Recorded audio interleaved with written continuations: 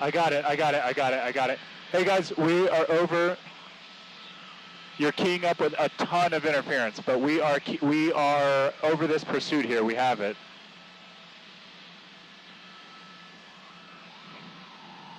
Yes, I will put on the speedometer when we can. Let us know when we're streaming.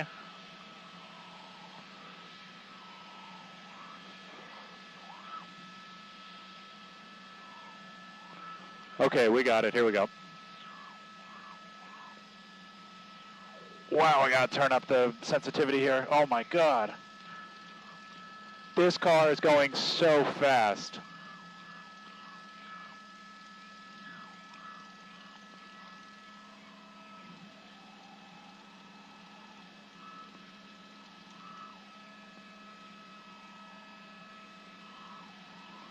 Hey Jack, let us know when we're streaming or anything.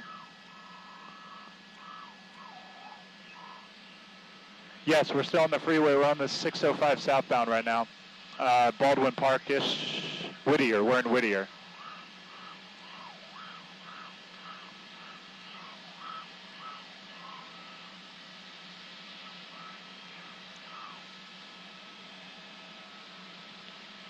Kill the freeway line, got it, yes. Oh, jeez. Okay, I'll kill the compass, 1 second. There. Got it. Yeah, a Charger or a Challenger. It's starting to get a death wobble a little bit. Oh, death wobble. It's not going to be able to correct it. It's shooting. It's crossing. Oh my goodness. He got off the gas and he saved the death wobble. Oh my goodness. We don't have a watt on this thing, but it was doing about 120 there when it hit the death wobble in that Dodge, as any Dodge driver might know what that feels like. But at 120, it's going to go. It's going to try and get off the 605 here. Okay, so if you're just joining us here in News Chopper 4, we have picked up a pursuit here southbound on the 605 that started at about, zoomed underneath us at about 120 miles an hour. It just narrowly avoided crashing at 120 miles an hour when it got the death wobble, actually, and just started swerving left to right in the middle there. And now we're cooking again, 125. This is one of the fastest pursuits I've covered yet. But again, this is now it's about Whittier or Santa Fe Springs. We are southbound on the 605. We don't know the want of this, but we do know CHP is handling it. The airship is overhead. There are ground units trying to keep up with it. But I'm going to zoom out here and show you just how fast this thing is going. It's put quite a bit of distance between itself and the next CHP unit. It's actually driving blacked out, as you can see. Oh, it just shot across to try and take that off ramp at the last second. It's going to have to stop. It's going to have to get a lot of speed down because that Dodge cannot make that turn that quick. So, okay, now it's coming up to, sorry, I got to zoom out here, Telegraph, and it just shot across Telegraph, right across. I guess it had a green light, almost losing it there. Doing 120 for that long in tires like that, you're going to start to compromise the integrity of the tire. So this car is really going to start flying across lanes because that tire is going to be red hot and have little to no traction because it's definitely not made to run at 120.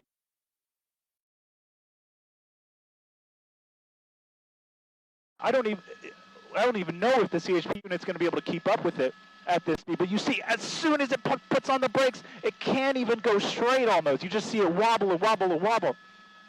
Now we're going wrong way. It's out of control there.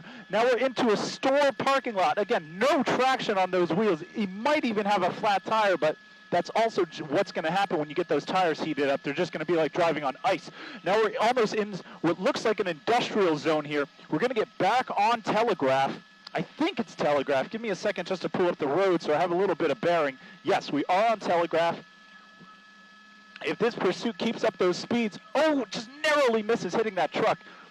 This car is going to have no traction. It's going to be like it's driving on ice if we're going to keep up these high speeds. We're doing 80 miles an hour on a surface street. Let's try and zoom out here and see right through that red light at 70. Right through that red light at 70. This is weaving through the streets of Whittier.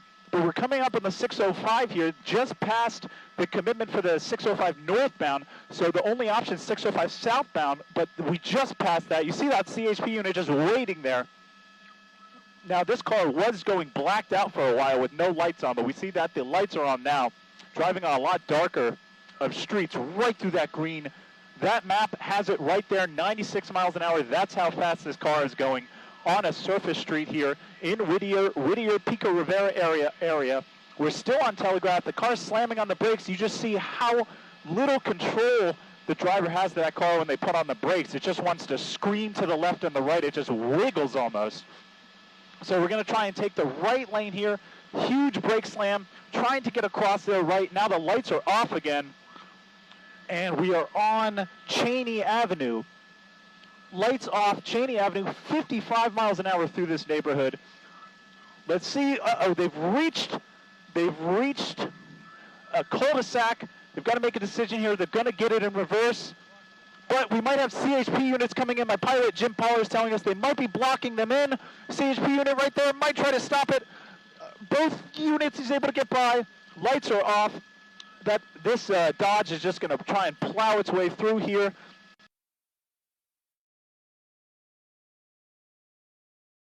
Oh, and they took out a fire hydrant too.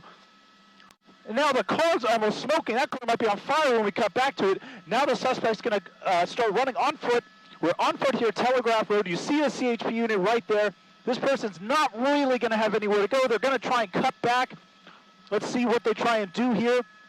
They're trying to run back towards the car. They're going to run into the parking lot of what appears to be either a building or an apartment unit. You see a CHP officer there in foot pursuit against right at 9252 Telegraph. Oh! And it looks like they're going to get him, and that will bring this to an end. That suspect is apprehended here by CHP. So that is an end to a pursuit that was incredibly reckless, incredibly dangerous, that saw speeds almost at 130 miles an hour for the majority of the pursuit while it was on freeways. This thing was out of control. This thing was so fast. You see more CHP units closing in.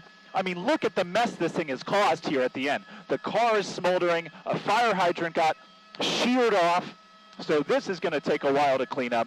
But as you can see, the pursuit aspect has ended here in Whittier. But the cleanup for what the aftermath of this pursuit has caused has just begun. So we'll start to try and poke around here. I said when we came back to that car, it might be on fire. It's smoking, but it's not on fire yet. But you can see the fire hydrant trapped underneath the fender there, the front fender. There's the suspect. CHP was able to get them in handcuffs pretty quick, taking them to the back of that patrol car there. We'll zoom out, show you again the whole scene here. I mean, this car was doing 125 for pretty sustained amount of time. By the time they got onto the surface streets, that tire had little to no integrity. The tire had to have been in the 200, 250, 300 degree Fahrenheit range, because when they got on the side streets, it was like that car was on ice. The tires were completely overheated. It was skirting left to right, and that driver was still trying to do 70, 80 miles an hour on these surface streets. And then the second they got trapped in that cul-de-sac. So, quick message from the desk. That's it. That's the scene here in Whittier. That's going to be the end of this thing, but it looks like, obviously, it's going to go on quite a while here, the investigation and the cleanup. Thank you for joining us in News Chopper 4. I'm going to check in with the assignment desk. I was Josh Kuzo. My pilot was Jim Pollard, and we were right here in the area when this thing started happening. So thank you for joining us. I'm going to check in with my assignment desk.